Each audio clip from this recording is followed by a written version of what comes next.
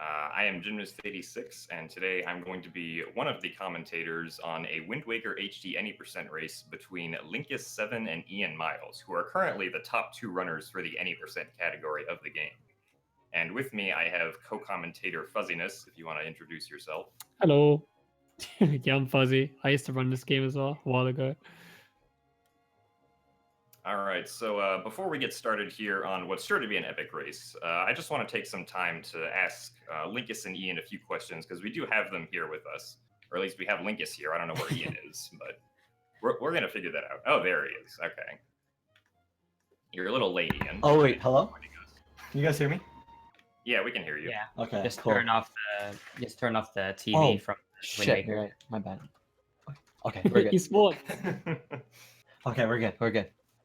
All right, yeah. So Linkus and Ian, how are you guys feeling right now going into this race? Feeling good. I'm hoping. No, it feels good. I hope that both of us gets a good manual super sim going, because be good. because if the first trick goes badly for one of us, it's already gonna put us very separate. So it's not gonna be as exciting of a race for the viewers. So I hope it goes pretty equal for both of us. All right, Ian, do you have anything? Yeah, I'm just what Linkus said, man. Oh, okay. That's pretty much it. Are there any other specific things, maybe besides the manual super swim, that you guys are trying to look out for, hoping that you get first try, maybe? Quiver. Yeah, clip. we're both not doing the route for the, like, when we're doing record pace runs, that is, because that route has some like one shot or you lose minutes kind of a tricks, like door clip and stuff like that. So we're doing a bit of a safer route. It loses about 2 minutes, but it's way safer for a marathon and a race and stuff like that. For sure. So I'm pretty sure, like, hopefully we don't mess up, for example, like he said, quiver clip, which is a clip coming up later, which is sort of Janice will explain when we get there. And also, there's only a few parts that really can go wrong, like the super swim to Forsaken Fortress with when you have the layers active and that stuff. But otherwise, I think it's going to be a very exciting race. All right. I guess one last question. Is there any part of the run, or like, which part of the run do you think is the most exciting to watch? Ooh. Because I know there's a lot of exciting parts, so putting you on the spot here. I would say with this route, I would honestly say, for people looking into it from people that don't know this run before, I would say endgame, because of barrier skip. Honestly. And yeah, like, if you don't know how layers and flags work and you haven't seen this route before, I also think that's going to be really cool, because there's going to be some interesting manipulations with flags too. So I think both of those parts will be very exciting. Yeah, everything past barrier skip, pretty much, like Papa Ganon, Morthover. All right, well, thank you very much for taking the time to answer some questions, and I believe we will get started with the race right away then. So thank you guys for joining me. Of course. All right.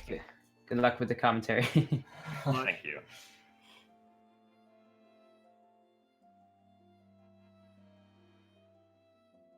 All right, so we're about to get started here. Would you like to say anything, Fuzzy? I'm not too sure. I apologize. It'll be good. Yeah, both of these runners are genuinely very consistent.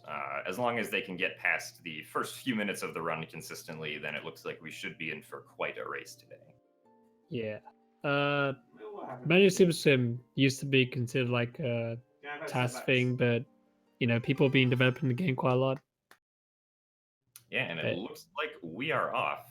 Linkus and Ian both starting their games. It's important to note right here that this is Wind Waker HD, so it is a remake of the original title for the GameCube game. And one of the nice things about the HD remake is that you can skip the intro cutscene, which is normally 3 minutes and 40 seconds long. So it just allows you to get to the action a little bit quicker here. And it also has a more than one controller option, which is also nice. So if you want to play using the gamepad, or if you want to play using the Pro Controller, it's one of the advantages of the game. Yeah, so both of our runners are actually starting out with the Pro Controller here. Or no, excuse me, with the gamepad.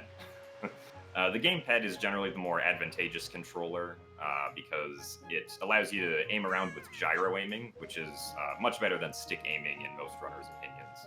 and it also allows you to swap items with the gamepad on the touchscreen without having to pause the game at all. Additionally, you'll notice that the runners are not playing the game in English, as I'm sure many speedrun fans know. We're playing the game in the fastest language for Wind Waker HD, which is Italian.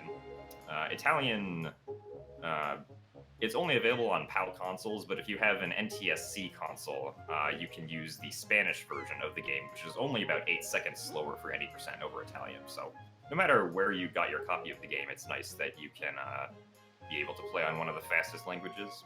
Both these people are both using PAL, I believe. Yeah, they're both using PAL. Yeah. Anyway, as we start out here, both the runners are going to side hop down into the water in front of Outset, and they're both going to begin pausing relentlessly, right? Alright, so what's happening right here is known as the manual super swim, and it is pretty undeniably the most difficult trick in the entire run. So when Link is in water, and he turns around, his turnaround animation only takes a single frame. And every time that Link turns around, he also loses 3 units of speed. So you can sort of just keep on chaining that over and over again, turning around every single frame that Link is in water. And by doing that, you can build up a lot of negative speed, negative in quotation marks, but it's generally just speed that's going in the backwards direction compared to Link's orientation. So that's what these runners are doing right now. They're pausing, they're unpausing for a frame to turn Link around, and then they're just essentially repeating that over and over again. And they have to do this until they get at least negative 600 speed, roughly. It's not an exact, but that's roughly the speed that they need, which optimally takes 200 frame-perfect pause buffers. And obviously, you know... Sorry. That's okay. They can't see what their speed value is, but thankfully they can sort of judge it by how far Link is moving between the frames that they're pausing. Yeah, but even with the visual cue, like you can just tell by sound and how quick the screen's flashing. There's so many ways of knowing if you get it right. Yeah. What is kind of scary about this, though, is that you can lose a lot of speed if you accidentally pause 1 frame early after you unpause, because then Link will be swimming for a few frames, and it's possible for him to lose a lot of speed if you end up accidentally letting the control stick go neutral, just due to various complicated mechanics of the game. So right here we can see that Ian, he successfully got to around negative 600 speed, and from this point onwards, he can do what's known as the upcharge, right? So he can essentially just hold up on the control stick from this point, and due to how the game's camera works, essentially the camera will just be flipping around to face Link every frame, and so this way you can charge up the rest of the Super Swim without having to pause at all. It's a little scary right now, though. He's low on air, and he needs to get another refill, so he's going to attempt to be very careful right here as he goes for the air refill spot on Outside. Looks like he got it, and he is... Okay, yes, very nice. He got it. He's going to be doing a little more upcharging so that he gets enough speed, because the runners are going to want to super swim all the way over to Dragon Roost Island right now. So Ian Linkus is also going for it to see if he gets it. Yep, Linkus got the upcharge also. Very nice. So he's a little bit behind Ian, but there's definitely a lot of potential for him to catch up. So when you do this upcharge, if you look at Links's right now, Link will be facing directly at the camera. The camera will no longer be spinning, and that's how you know you pretty much got it. Yeah, when you get it, you'll essentially just see the background shift every frame as the camera attempts to face Link. And Ian makes it to Dragon Roost Island. Yeah, so making it all the way to Dragon Roost, that pretty much skips like the first half hour of the game or so. It's pretty big. Unfortunately, we can't skip everything in that first half hour, so we will be coming back, or the runners will be coming back to do some of that stuff a little bit later in the round. And you don't see the boat because you don't trigger the boat earlier on the run, so he's not even there. Yeah, for some reason there are just some actors in this run that they just like don't really exist until you pass certain story checkpoints, but obviously we've skipped over like pretty much all the story checkpoints right here. So despite Linkus getting a later super swim at the beginning, he actually had a pretty good speed, so he didn't lose that much time in comparison to Ian in this pod. Yeah, so right now Ian's doing the rock skip on Dragon Roost Island to skip having to go and blow up any of the boulders. Pretty easy trick, so he was able to get it first try, which is very nice. The bombs are pretty slow. Yeah, you just roll off the rock on the bottom, and you can jump up all the way to the top level, and then jump around the last boulder. Yeah, so at this point, the run's a little bit strange. You start out with this very intense trick, right? The manual super swim. And then you come to this part, and it's kind of like a bit of downtime for a while. Like you have It's a bunch very of chill. cutscenes. Yeah, you get the bottle, you talk to Medley, you know. It's kind of weird because on the GameCube version of this game, you just skip this whole section because you have the Deca Leaf already, so you can go straight into the dungeon. But this part's pretty much glitchless for the most part. Yeah, so Linkus was actually able to save a second or two over Ian because he was able to do a really good rock skip and not grab the ledge on the other side of the rock as we saw a few moments ago. So that was very nice by him.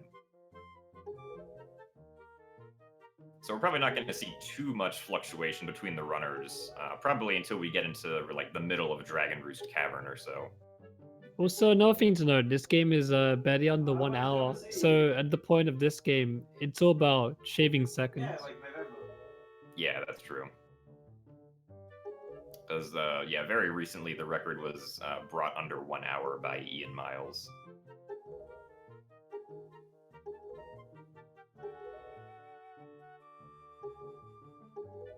So for anyone who's familiar with Wind Waker HD any percent, we should be noting that our runners are doing the layer manipulation route instead of the door clip route. They mentioned that in the beginning during our pre-race interview, but in case anyone just came in, just know that they're going to be doing the layer manipulation route instead of the slightly faster but much more non-friendly door clip route. Yeah, it's basically like there's a trick in the game where it's frame perfect and there's no actual cue for it. You just happen to get the right pause frame. It's not the most fun trick in the world.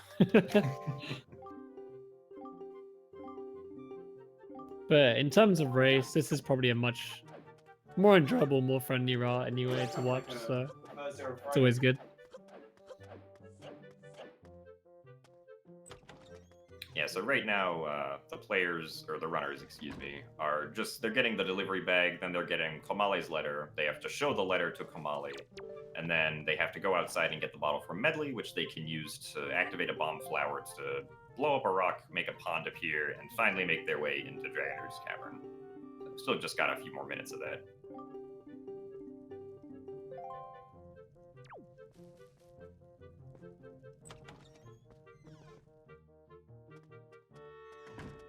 See, another thing about this run is you don't even pick up the sword at the beginning.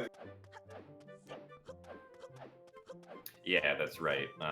Normally, when you go through Outset, you want to go get the sword from Orca so that you can normally go up to save Tetra from the Bokoblins. But our runners didn't get the sword, and they're not going to be getting a sword until around the 35-minute mark of this run. So they're going to have to go through the first half of Dragon Roost Cavern with no sword, because they only need to go through half of it. The entire reason that the runners are coming to Dragon Roost Cavern is so that they can get to the grapple hook, which is when the real game breaking is going to begin.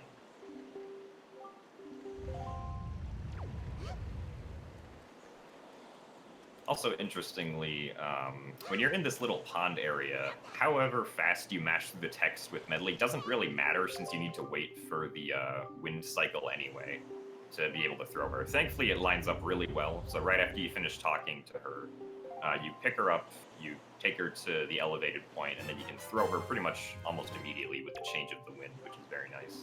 Get a bit of leniency. It's not too strict.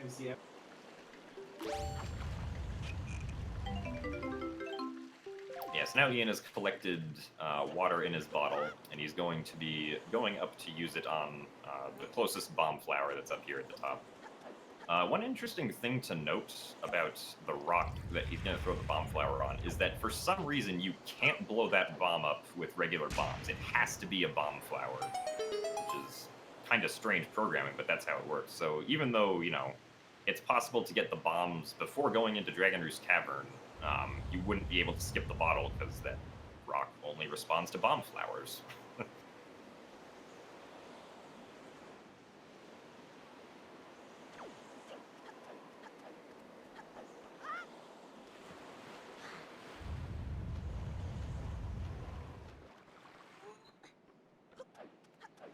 So here goes Ian. He's going to be throwing the bombs into these 2 pots. There is a very risky time saver you can go for that saves like 1 second with a bomb boost across the gap right here. But if you fail it, then you respawn at the beginning of the area and you lose like 20 seconds. So Are people still doing the bomb boost and runs? I can't remember. I think Razin does, but I think he's the only one. I remember that strat. Yeah, so now Ian has entered into Dragon Roost Cavern, which is pretty much the only dungeon that our runners will be entering in this run. Dragon Roost Cavern is a very technical dungeon. There is lots and lots and lots of tiny optimizations and small time savers.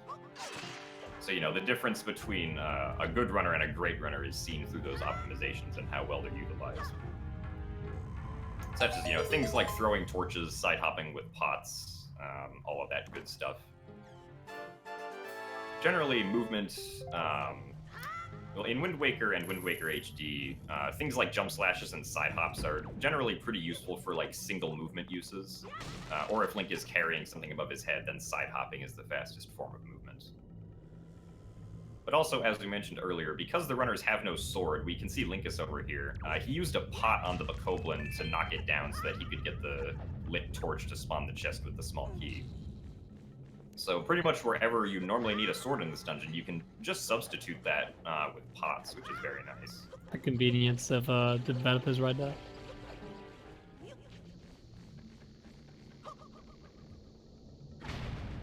We can also see Ian on the right here, going for another small optimization, which is just rolling during the cutscene where the rock is blowing up with the bomb flower, and then being able to stand at the beginning of the door immediately and open it right away.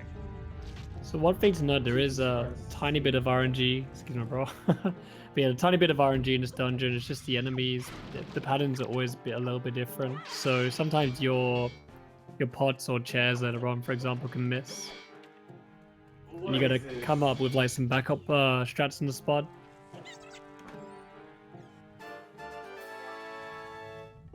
Yeah, particularly the room that Ian is in right now. When he threw the pot at the first Bokoblin, he actually, like, there's a chance that the Bokoblin can hit you, and if the Bokoblin hits you, then he also breaks the pot, so you have to go up and get another one. And if the Bokoblin hits that one also, then you have to reload the room. So hopefully that doesn't happen to Linkus right here. Yeah, okay, he got the good RNG, so he was able to get the sword right away. Ian on the right here, once again using rocks to knock down this Bokoblin with the stick. The runners are also getting a fair amount of rupees in this dungeon. They're both going to need a total of 80 rupees to buy the sail later. And the sail is never used, but unfortunately for this route, you need to buy the sail if you want to avoid a soft lock that would normally happen. What's another thing to know about this game is generally, sorry, excuse me. Generally in this game, you need to kind of like turn the camera while rolling. It's something you get used to while playing it a lot. Yeah, this game has a free cam, which can be very effective if you utilize it correctly so that you know where you're going. Also, we can see Ian doing some other tiny optimizations right there. Whenever you have a ledge that you need to climb up, if you can jump up to that ledge, that's always faster than just trying to climb up the ledge regularly. And here we can see more side hops before pulling the block, because those places are low enough. Ian, interestingly, is getting the rupees in the secret cave right here. Not really sure why, but that'll give him the rupees that he needs. And we can see Linkus on the left over here going for a one-frame roll to jump over this gap without having to hang walk on it, which saves time. But yeah, there's a secret gap back there if anybody didn't know. It's going to give Linkus some time to catch up. Yeah, because Linkus is not going for the secret area.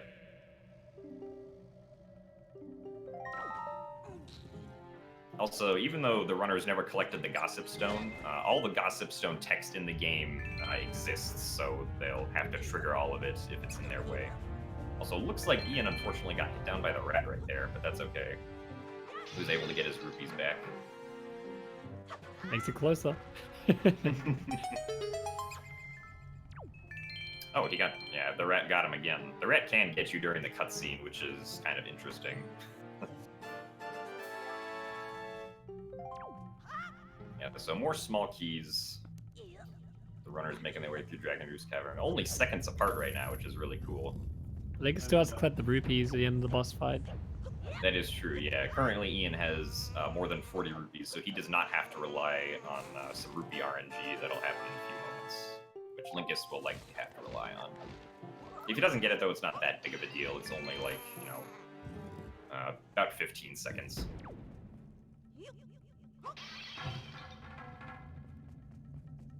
It's another tiny optimization there is throwing the pod against the wall by the flame, so the stick sets on fire before you pick it up.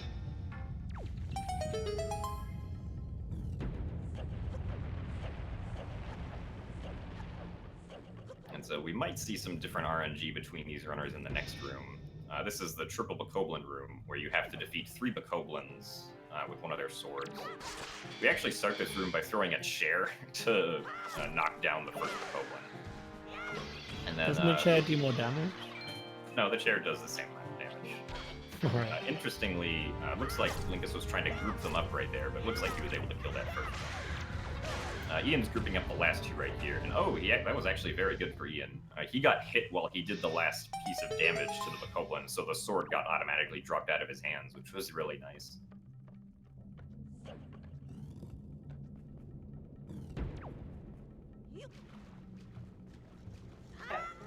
And though It's we pretty didn't crazy.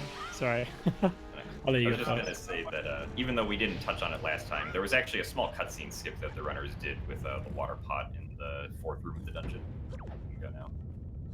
It's pretty crazy how big the sword hitbox is at the back. Yeah. Even if an enemy is behind you, you can sometimes hit it up. Alright, both on the way to the bosses.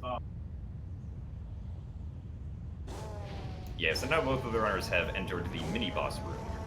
So they're going to have to fight 2 green Bokoblins and 1 Moblin. Each of the green Bokoblins has 7 health, and the Moblin has 10 health.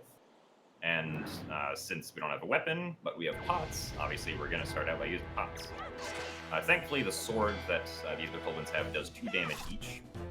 So 4 hits on these Bokoblins, or 3 hits on the one that gets hit by the pot, and that's good. Unfortunately, Ian had a little bit of bad luck right there. He got hit, and the Bokoblin went to pick his sword back up, so that actually is causing him to be behind Linkus now. And then now it's time for the Moblin. 5 hits for the Moblin. If you're close enough, the last hit will actually hit twice, or as we saw with Linkus right there, he got a double hit on the 3rd hit, which is very nice. Ian threw the sword at the Moblin. That's a good strategy. And yeah, so it looks like Linkus was able to get the orb drop, so that gives him the rupees that are necessary. Looks like, well, yeah, both Linkus and Ian got the orb drop, and they both got it. Yep, okay, very good. So now both runners are going to get, arguably, the game's most broken item, which is the grapple hook. The grapple hook is going to allow the runners to do a very convenient glitch known as item sliding. And to utilize this, they're first going to do a save warp, and due to the fact that we skipped over lots of the story flags earlier in the game, the runners are actually going to spawn directly back at Outset Island when save warping out of this dungeon. Normally when you save warp in dungeons, you get put back at the beginning of the dungeon, but because of how save warp flags work in this game, that rule hasn't been put into effect yet. Yeah, so now we see Linkus over here. He slid forward very fast. That was an item slide. Both Ian and Linkus are going to now traverse their item slides into super swims, which can be used to very easily cross the Great Sea at very fast speeds. So they're both going to be going to Windfall Island right now. They have to be a little bit careful, though, because Windfall Island is a bit tricky to go up to. It's a quadrant of water that reloads when you get close to it, so if the runners approached it with too much speed, they would have done what's known as splooshing, and they would have had to try the super swim over again.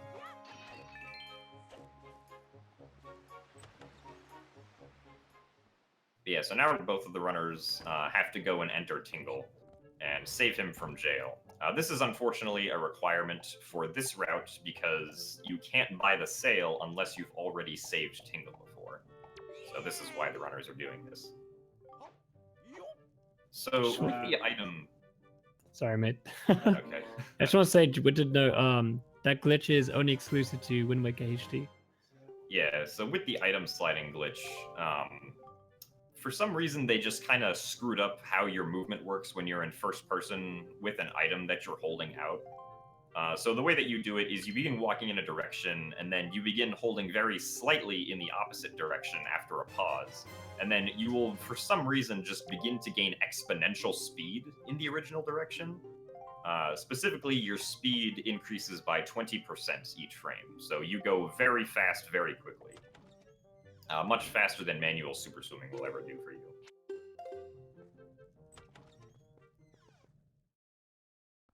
Alright, so both of the runners have successfully freed Tingle. Due to Linkus's rupee count, he has to go and enter the Sploosh Kaboom minigame to get some extra rupees for the sale. Ian already got those rupees, so he actually is just going to go and get the sale directly, because he got those rupees in Dragon Roost Cavern. And so now he's able to buy the sale for 80 rupees, and that's it for the sale and for rupees.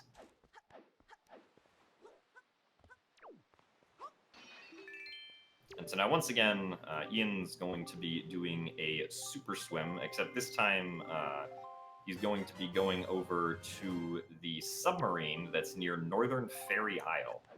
This submarine is special because it contains moblins that hold lanterns.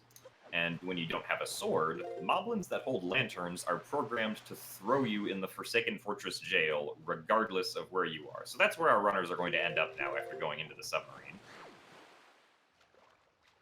And so now they're at Forsaken Fortress 1. Does that still work in SD as well? Yes, that works the exact same way in the original. I've never seen an SD. Wow. So yeah, you might be wondering why the runners are coming to Forsaken Fortress. Well, it turns out that you need to complete Forsaken Fortress to actually be able to beat the game. If you don't complete Forsaken Fortress, the game will end up crashing later. So right there, what Ian did in the room before was he did the item slide against the wall for a second, and then he cancelled it using the L target, and that teleported him in the left direction towards the door. Yeah, so with item sliding, there are different ways to cancel your speed. Normally, you can just, you can just press A to cancel your speed altogether, but if you want to keep your speed out of the first person, then you can press ZL or pull out the bomb or a skull hammer. But obviously, our runners don't have either of those items.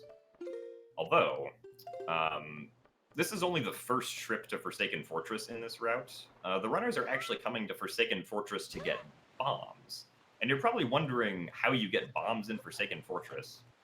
And the answer to that is that there's a pirate ship. So if we look at Ian's screen right here, he's going to do an item slide against this wall, and then he's going to press ZL to go all the way over to this rock, where there's a pirate ship hiding behind. He's going to item slide again to get onto the pirate ship. And the way that the pirate ship in this game works is that if you have triggered the Gossip Stone in Forsaken Fortress 1 that the runners triggered about 30 seconds ago, then you're able to actually access the pirate ship which has the bombs, regardless of what pirate ship it is. So as we see both Ian and Linkus here on the rock, they're going to be attempting to item slide onto the ship, and because they already triggered the Gossip Stone text in Forsaken Fortress, they're going to be greeted with the pirate ship that has bombs instead of spoils bag. And Linkus takes the lead on that trick. Ian sadly fell down there, struggled to get climb back up on the rock. It's got a pretty tricky climb spot. But yeah, that part's pretty tricky. Sorry, Jim. Anyway, yeah, so now the runners are in the second pirate ship, so they have to do the pirate ship minigame with swinging across the ropes. I was scared for a second for Ian.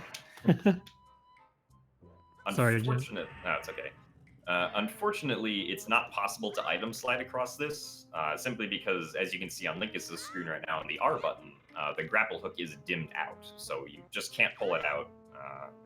So yeah, no item sliding here. You have to do this room regularly. The ropes in HD are also kind of finicky. They can throw you in random directions sometimes. It's not usually too big of a deal on this version of the rope game, but on other ropes and especially in the very first rope game, which you normally get the spoils bag at, it can be pretty bad sometimes.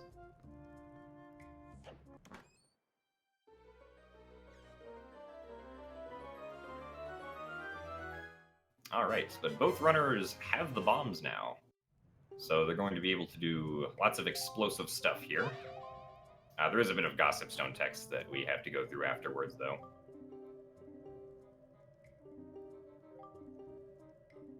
And now comes up probably one of the more, unfortunately, inconsistent tricks in the run. So the runners are going to save warp again, which, due to the flags we explained earlier, is going to take them back to Outset. And from Outset, they're going to do another Super Swim, which will take them to Thorned Fairy Isle, which is on the very most eastern side of the ocean. And at this fairy island, you can get a quiver upgrade. But to get the upgrade, normally you need the skull hammer. So instead, our runners are going to have to do a very tricky clip into the island as they begin to go over there.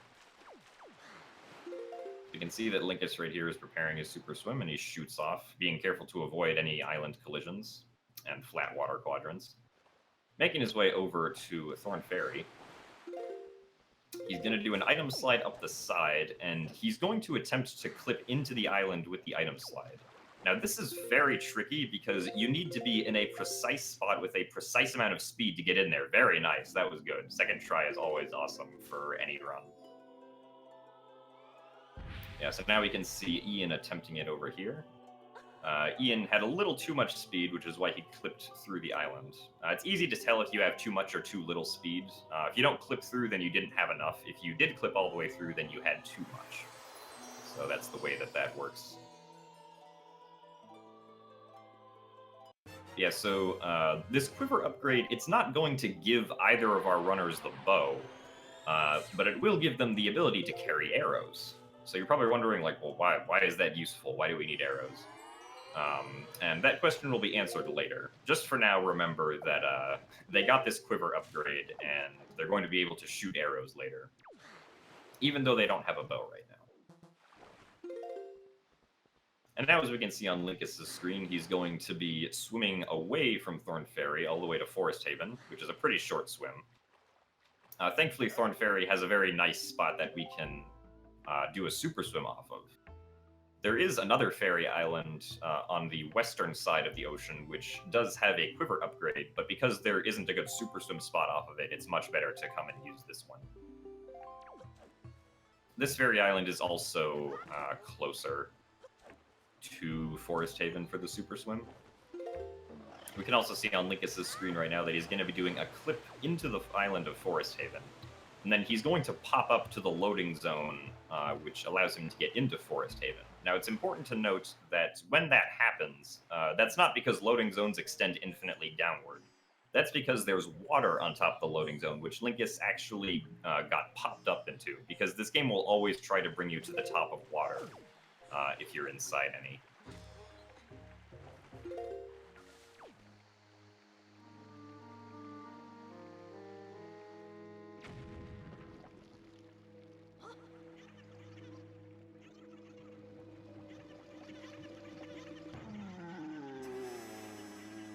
Yeah, so now that both runners have entered into the Forest Haven, they have to bonk on the Deku tree and kill all of the chews that are on his face.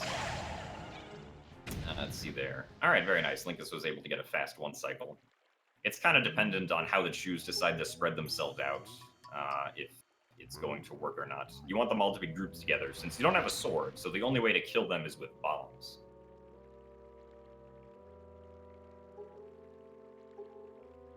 There is also an additional way that you can skip this cutscene, but unfortunately it's not very safe for a type of race like this, so neither of the runners are going for it.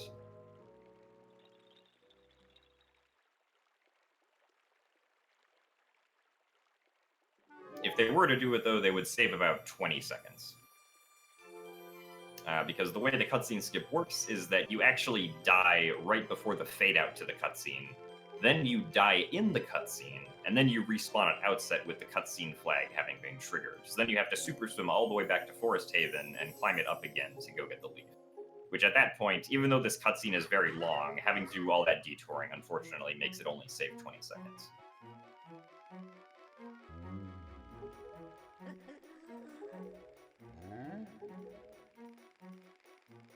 Yeah, it's not the safest strat for a race, because if you fail it, you lose minutes. And as a showcase, it's probably not the best thing to do.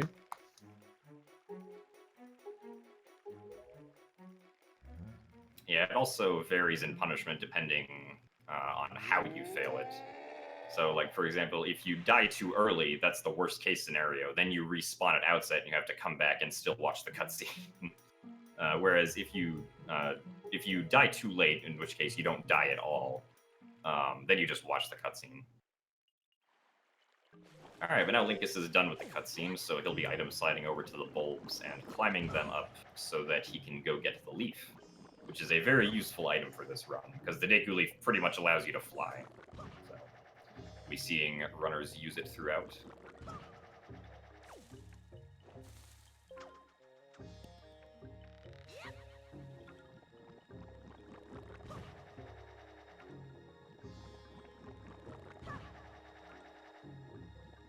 See, I wonder if Linkus or Ian are just going to go for bulb skip here. Yep, looks like Linkus is going for it. And he gets it. Very nice. So there's a very precise angle you can line up with right there, which allows you to get up and skip the last bulb that you'd normally have to go into. So, you know, yeah, it saves like 4 seconds. Unfortunately, if you fail it, then you end up losing 40 seconds because you fall all the way down to the ground. So it's a very risky strat to go for. So as we see, Ian's not going for it right here. Anyway, now that oh, no, Ian did go for it, and he failed. Ooh, that's not very good. That's okay, though. He can still come back.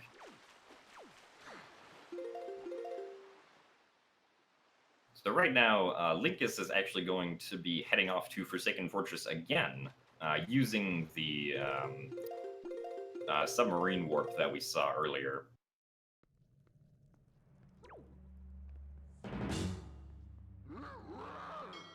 And this time, though, he has bombs and leaf, so he'll be using those to his advantage here when he completes Forsaken Fortress 1. Because this time, the runners will actually be completing it.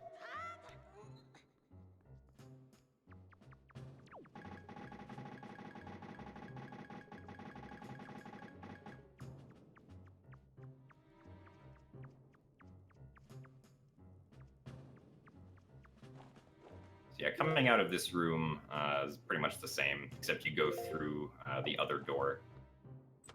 Because we have item sliding, we pretty heavily break the Forsaken Fortress normal sequence of events. That side hop that Linkus did right there is actually a cutscene skip, which saves a few seconds. Just gets around the trigger for the cutscene. And then there's another item slide that he's going to be doing right here as he lines up for it that will pretty much skip him across the entirety of Forsaken Fortress, and allow him to access a ladder that's very close to the end. Also a very nice super swim from Ian on his way to Forsaken Fortress. And we can see Linkus right here using the leaf to cross these gaps. Unfortunately, you can't really use it to cross this gap due to the wind and because item sliding is simply faster. Also, Linkus is going to grapple that Bokoblin right there because that also skips a cutscene, where normally the spikes would rise up behind Link. But for some reason, if you interrupt the animation of the Bokoblin, that cutscene just doesn't play at all. So Linkus has completed Forsaken Fortress, and now he gets to watch a very long cutscene. So we'll focus on Ian for the next little bit of time right here as he goes through his share of Forsaken Fortress, doing pretty much the exact same thing that Linkus just did. He's gonna roll forward. He's gonna do a side hop. Oh, yeah, okay. He accidentally did a roll there. That's fine though. As we can see, that cutscene isn't that long. I myself have done that a lot, where I try to skip the cutscene, but I accidentally do a roll forward and just activate it.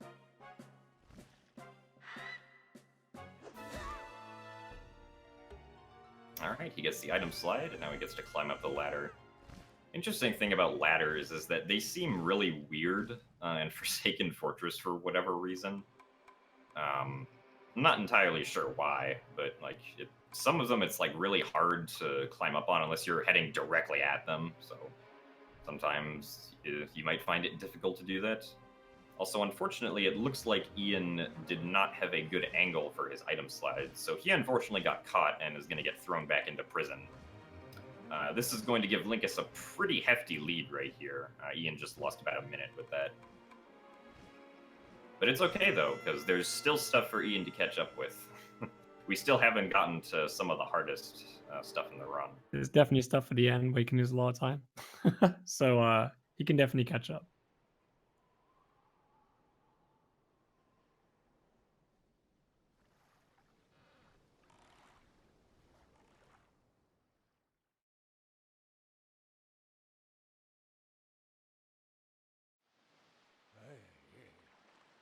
But yeah, so the route that these runners are using, as you mentioned earlier, it abuses a trick known as layer manipulation, which in this game pretty much means that the overworld isn't really in the correct state that it should be right now. There are certain features of the overworld right now that simply aren't present due to what's known as the layer of the current map. And we abuse those by completing Forsaken Fortress right now instead of earlier in the run. And this is also the reason that we have to get the sale right now. Or we have to get the sale before this and get the sale at all. Because if we don't get the sale, then the King of Red Lions will ask us why we haven't gotten the sale, and he won't stop. He's just going to infinitely ask us why we don't have the sale. And unfortunately, there's no way to break that, so that's a soft lock. Alright, Ian was able to finish Forsaken Fortress. Very nice. So in this layout, the game thinks you're in a cutscene, I believe, and that's pretty much what's going on. And like Jim said, the game has some weird features when the game's in layer 0, so you can do stuff you couldn't normally do. Well, the game is in... after the cutscene, the game is in layer 8. My bad. Yeah. I mean, there's a whole bunch of layers. There's like 0 through 9, so it's a number. But yeah, so now Linkus has to talk to the King of Red Lions. This is where the King of Red Lions would soft lock if he didn't have the sale. And what's important right here is that Linkus is not allowed to void out or die or save warp or do anything that would end up reloading the map, right? So he has to be very careful on this super sim over here to not go too fast. Looks like he has good speed, making his way over to Forsaken Fortress yet again. This Forsaken Fortress, though, is different from the Forsaken Fortress that the runners were just at, because this is like Forsaken Fortress 2 or the overworld version of Forsaken Fortress. Forsaken Fortress 1 is on an entirely separate map. And you'll notice that on Linkus's screen, it's still daytime, even though it's supposed to be nighttime at Forsaken Fortress 2 once you come here. And the reason for that is due to the current layer that the game has on the overworld. So on this layer, the time of day doesn't change whenever you go to Forsaken Fortress. So he's item sliding his way up here and using the leaf. You also notice the spikes are not loaded. Yeah, there's no spikes. And we're also going to notice that there's no door right here. So Linkus is just going to happily walk right into the Helmarok boss fight. It's also important to note that there was also no Phantom Ganon cutscene where he was. Normally there's like this giant trigger for a fight that the game wants you to do, but because it's layer 8, that trigger is simply not there, and we don't have to worry about it.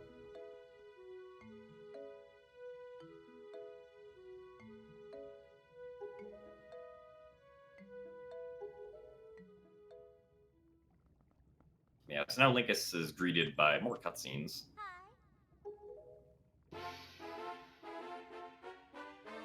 If all of these cutscenes that we're seeing were skippable, this game would probably be around 40 to 45 minutes long. The cutscenes do take up a pretty hefty part of this run here. It's not too bad, to be honest. You get right into it, so... Yeah. Also, you'll notice that on Linkus's screen, the pirate Gonzo is missing. This is the same thing that happened earlier when we never saw the King of Red Lions at Dragon Roost, because we never passed the checkpoint to spawn in him. So right here, the girl on the right side is just going to float away. Because normally Gonzo would be carrying her, but there's no Gonzo, so she's just going to squirm through the air.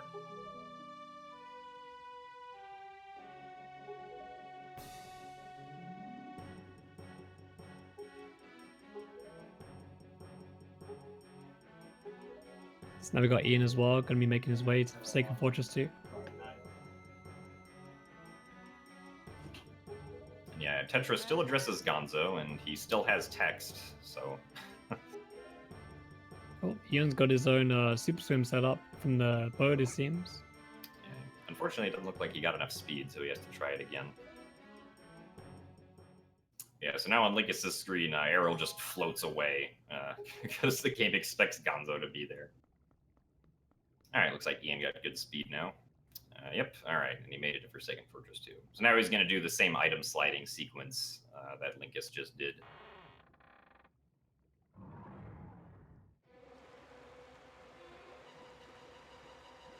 So normally, when you fight the Helmrock King, you need the Skull Hammer to defeat him. But thankfully, there are, like, 6 different ways to skip the Helmrock King. So we're obviously going to be skipping him here. You have to run up this really long ramp at the beginning of the fight, but this is cut very short with item sliding in a pretty humorous way. Just running past everything, and beating the Helmrock King to the top. And then from here, Linkus is going to be attempting to do what's known as a roll clip, which is a 1-frame roll after climbing up the ledge to clip into the wall on his right side. And there we go, he gets it. Now, using the collision below him, he can crawl under the arena and then jump up to the outside ring and make his way around to the path to Ganondorf. So that's the Helmrock skip. That trick is probably about as easy as it looks. It's not very difficult. So if you wanted to try that trick at home, that's probably something you could do. You also don't have to do the 1-frame input. You can just be on low health and just climb the edge. Yeah, there's a really easy way to do the roll clip. If you just have low health, you can clip very easily. So on Linkus' screen right here, something very important just happened. So when the camera in-game pans back to Link, you'll notice that Link actually has the Master Sword in his hand right now, despite the fact that we never pulled the Master Sword. And he's also got a Hero's Shield and the Hero's Clothes. So what's important here to recognize is that the game will simply give Link the Master Sword and the Hero's Shield because of this cutscene. For some reason, whenever Link has to draw his weapon or hold it out during a cutscene, the game will actually just directly give him the item when that happens, which is why now we have the Master Sword and the Hero's Shield.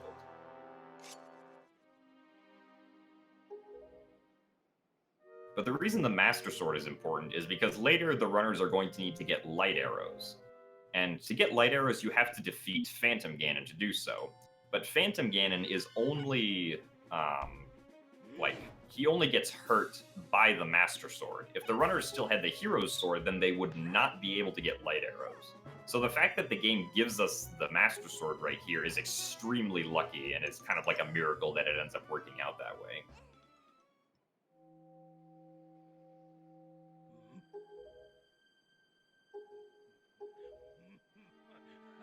Yeah, so our runners are currently both in cutscenes. If it isn't clear, Linkus is currently in the lead.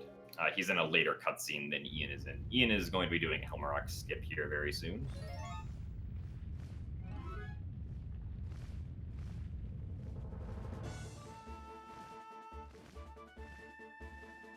It's definitely a nice part in the run where you get like a good break before the final bit. Yeah, before the intensity of Ganon's tower. Hardest trick in the game, barrier skip coming up. The mystery. Yeah.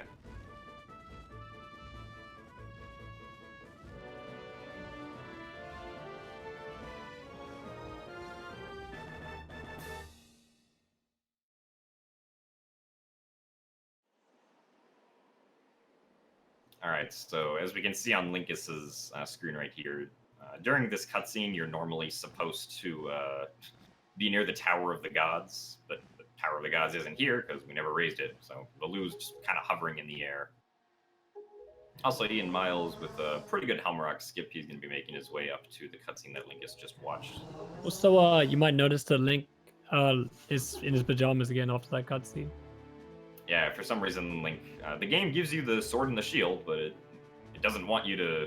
It doesn't want you to keep the clothes. It wants you to give those back. Or only a rental.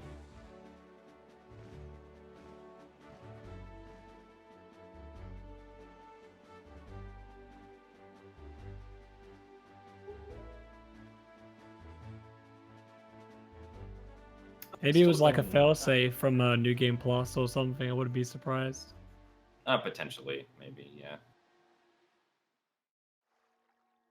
Yeah, because in the New Game Plus version of this game, you go through the entire game naturally in your pajamas. But the fact that we can complete the run in normal mode with our pajamas is still pretty funny, I think. All right, so Link is entering Hyrule. One annoying thing about Hyrule in this route is you need to move out the way of the boat right away or he talks to you.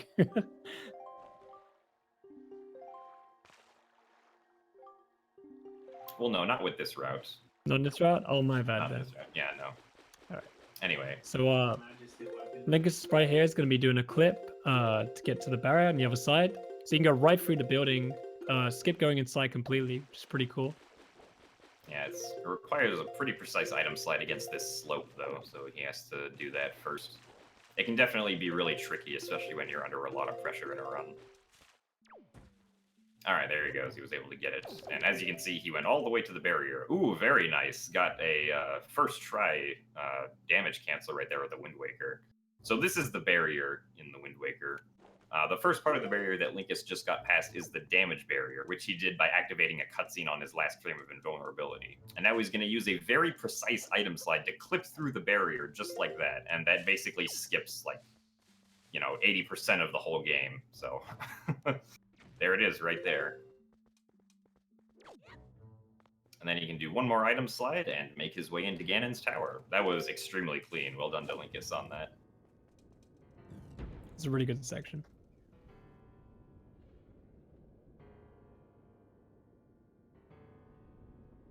And so right after the trick that saves about 2.5 hours, we get to do this other trick called Trial Skip in Ganon's tower. Where normally you need to refight the bosses that you normally faced in dungeons, but using what's known as a ledge clip with a bomb, we can do that and leaf around to the loading zone behind the trials, and that saves about 10 minutes. So pretty much if you drop a bomb by an edge and you climb on the side of the bomb, it'll push you through the wall. And yeah, if it weren't possible to do Trial Skip, then this route wouldn't work out, because we would need items that we don't have.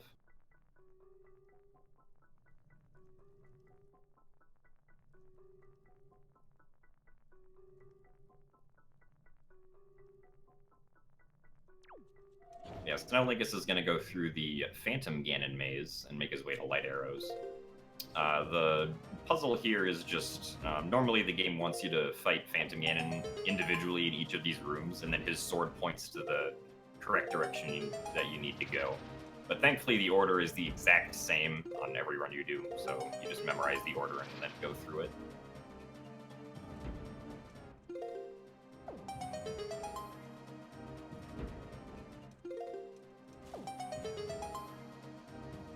Linkus also pulled a bomb right there because that skips a 1-second animation of Link turning around to look at the door.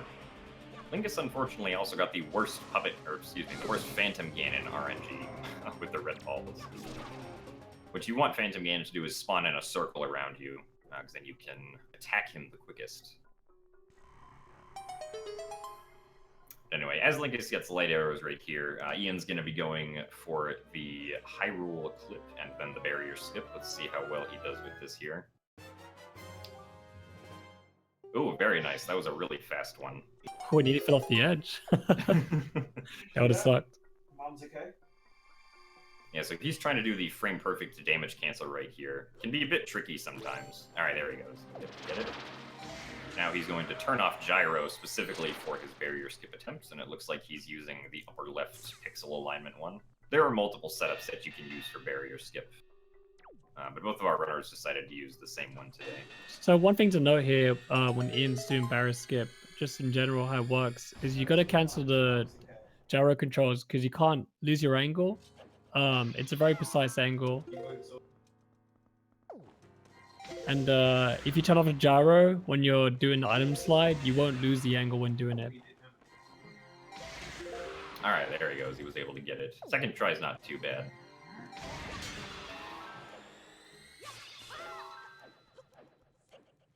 And then he just has to do the last item slide to get across the broken bridge. And in he goes. Oh, good Final leap stairway is so optimization fun. right You can there. just slaughter all the enemies with the light arrows. Yeah. Also, we'll notice on Linkus's run right now, he doesn't have the regular Master Sword anymore. He has the fully powered Master Sword and the Mirror Shield. This is just the same concept that applied earlier during the cutscene before with Ganondorf at the end of Forsaken Fortress 2. So the game just pretty much gave him those items as he entered into this cutscene.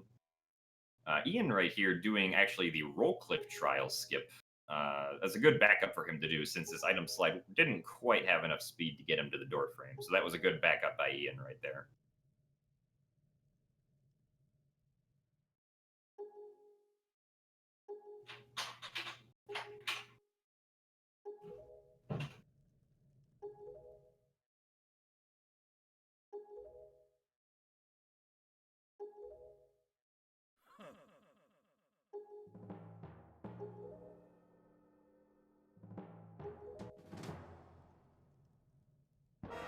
So yeah, now it's time for Ian to go through the Phantom Ganon maze and for Linkus to fight Puppet Ganon. Which, out of the two bosses we face in this run, is definitely the hardest boss.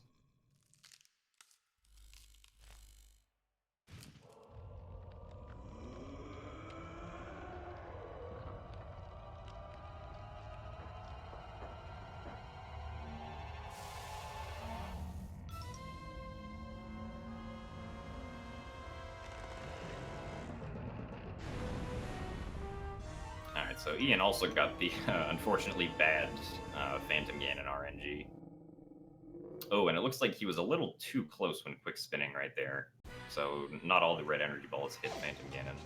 Link is starting Puppet Ganon right here. He's doing the first phase, which is very difficult to do, as he's attempting to snipe the ball that's behind Puppet Ganon. He has to snipe it 3 times for the first phase to finish, so it looks like he got 1 in. He has to be wary of magic, though, because you do have limited magic when using the light arrows. He gets 2. Let's see if he can get the backup right here. And he does. Very nice. Nice backup. Yeah, it's pretty tough, and if you don't choose to shoot the tail while it's swinging, you wait about 10 seconds per cycle.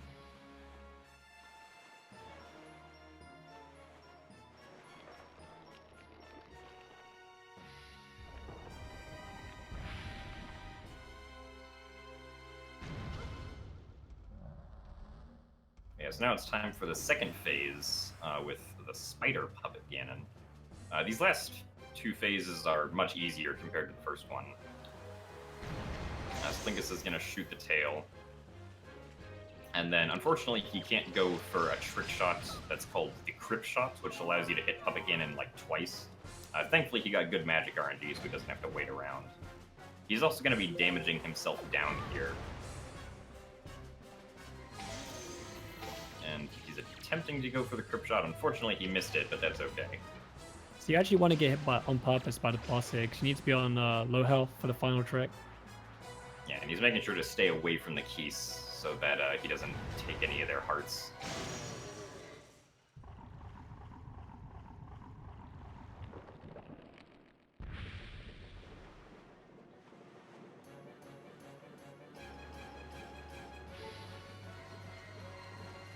Now he's going for the snipes on the 3rd phase. Ooh, unfortunately he hit the the little platform in the middle of the room right there. So he's going to go for quick spinning Puppet Ganon. He wants to get hit face on by Puppet Ganon these last 2 times so that he can take the damage that he needs. Ooh, okay. This last hit's going to be a little bit scary. He doesn't want Puppet Ganon to run into him. He doesn't want to get hit. So... Yeah, otherwise he's going to die. So. This could be Ian's chance. He's playing it very safe. Yeah. Ooh, okay, Puppet Ganon didn't respond to the bomb right there. Oh, can add some lag to the game. Thank you, Morphs. Oh, okay. Makes it even more scary. So he's safe now for pulling out a bomb. Yeah, there he goes. Alright. The Morphs helping out.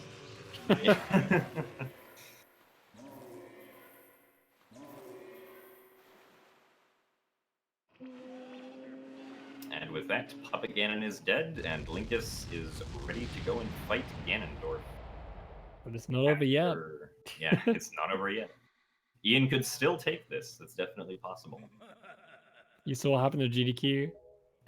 if you watch the GDQ run, yeah, you saw what happened to GDQ. Like this trick doesn't have too much RNG to it, but it's still there's a lot of things to consider, like the whole setup and everything. So even the top runners will fail this sometimes. Yes, Linkus has to damage down to a quarter heart here as he makes his way up to the platform. While he's climbing up, you can see how Ian does on his first phase of Puppet Ganon right here. Ooh, nice. Ian gets the very first snipe. Gets the second snipe. Will he go 3 for 3? He goes Beautiful. 3 for 3 with a legend. Perfect first phase. Yeah, that was a perfect first phase.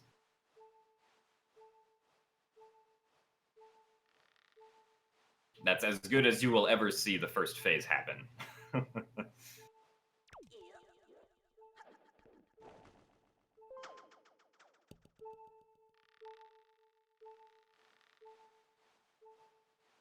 Now it's time for the second phase right here. Thankfully, Ian has lots of magic.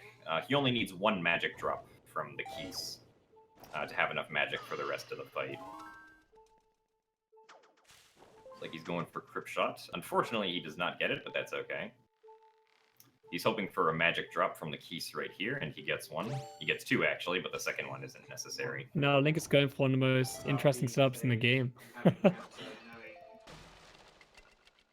Yeah, so right here, Linkus is going to be going for the Morph Hover. So he's going to get close to a Morph, and he's going to attack it and let it hang on to him at the same time.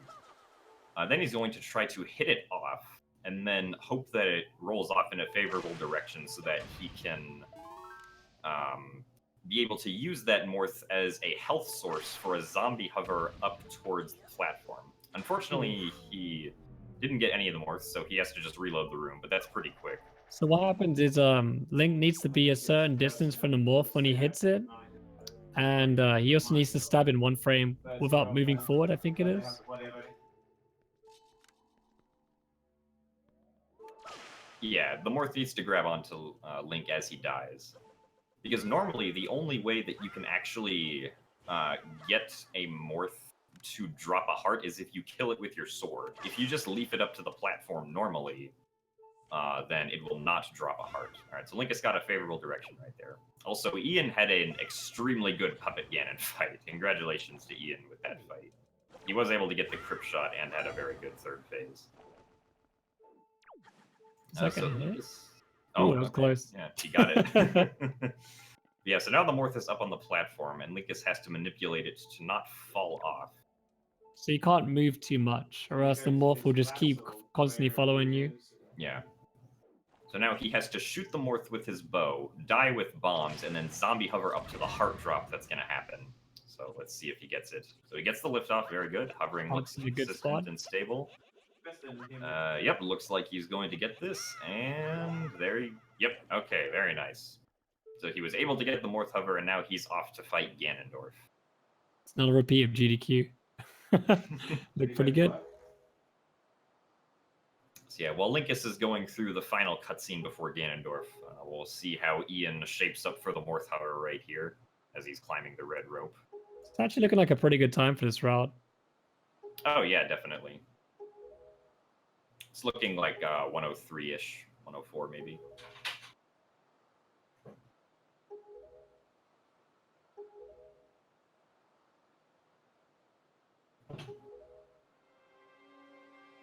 Well, Linkus pick up the heart. I would. If I was in that We'll position see. right now. Yeah.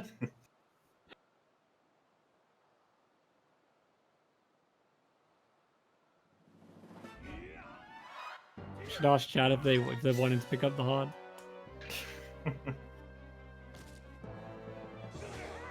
Yeah, so Ian going for the Morph RNG right now. Looks like he gets it on the first attempt. So the Morph's a bit far away, so he will have to blow it with the leaf for a while.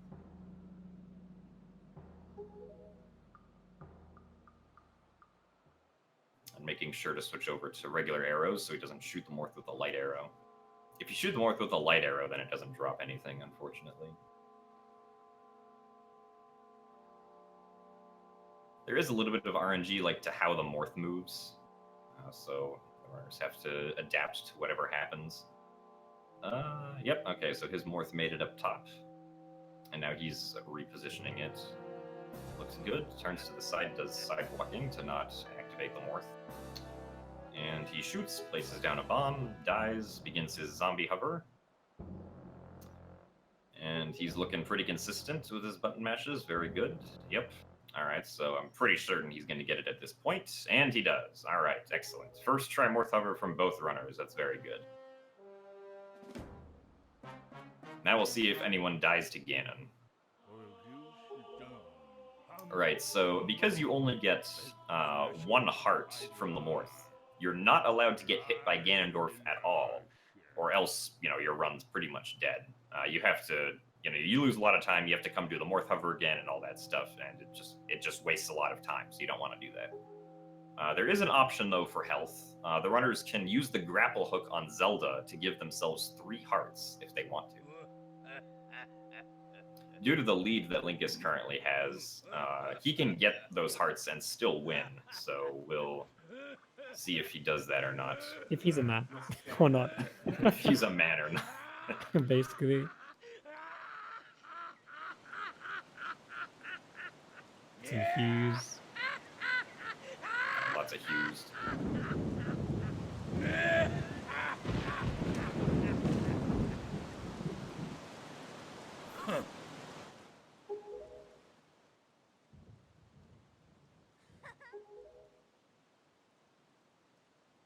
This is a lot of people's favorite Ganondorf in the Zelda series. Yeah, this Ganondorf is very poetic. Talks about his love for the sea and everything. His love for Hyrule.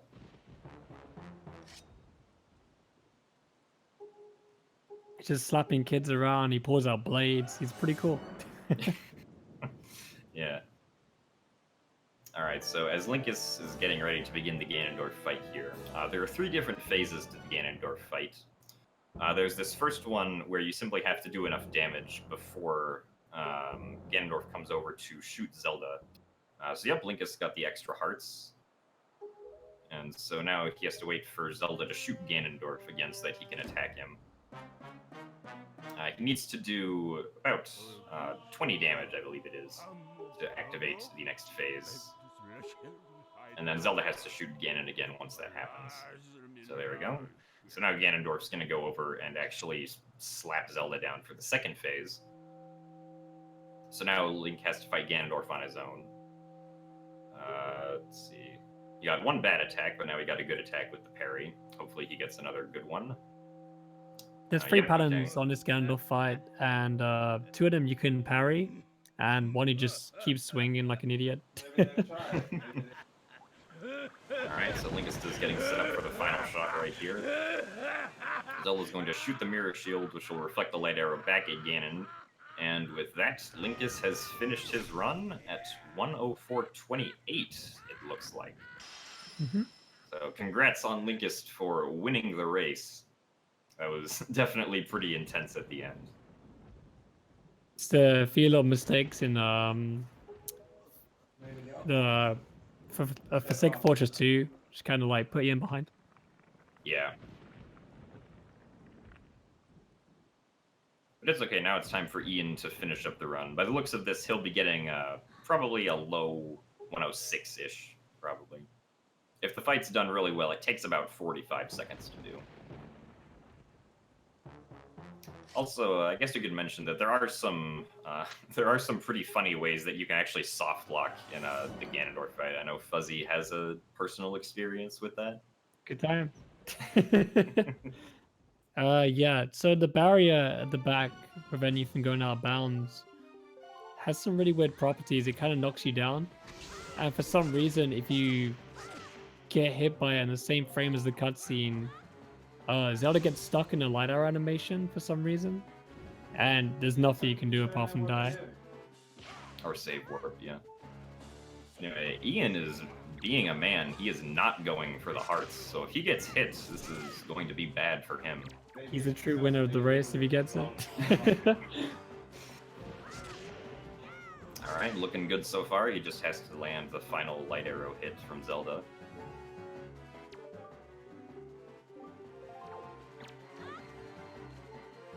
looks like he'll be good. Ganondorf's being pretty passive, and yep. And with that, Ian finishes with a 106.10, it looks like.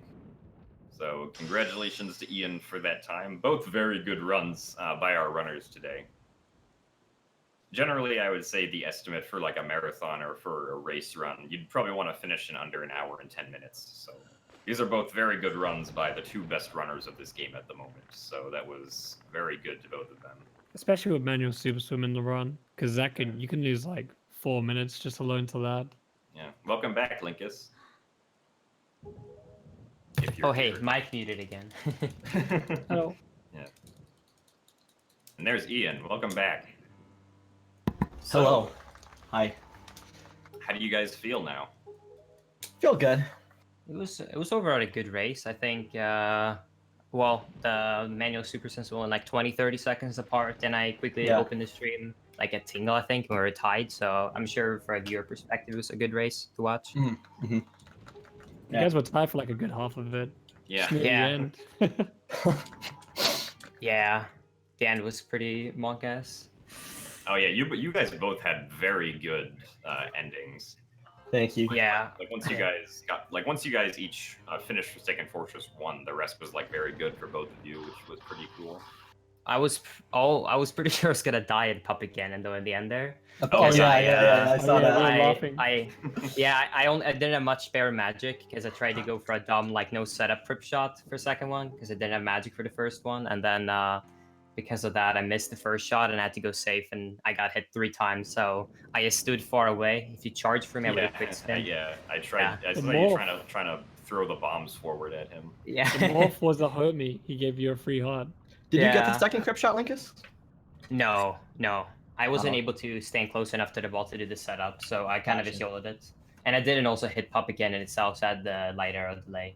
Oh, okay. But yeah, overall it was a good run. That was fun. I'm pretty happy. I'm sorry, Chef, for not doing the 1 heart. I would have done it if I was not dead. I remember the last community race with our boy Gymnast in the lead. Oh my gosh!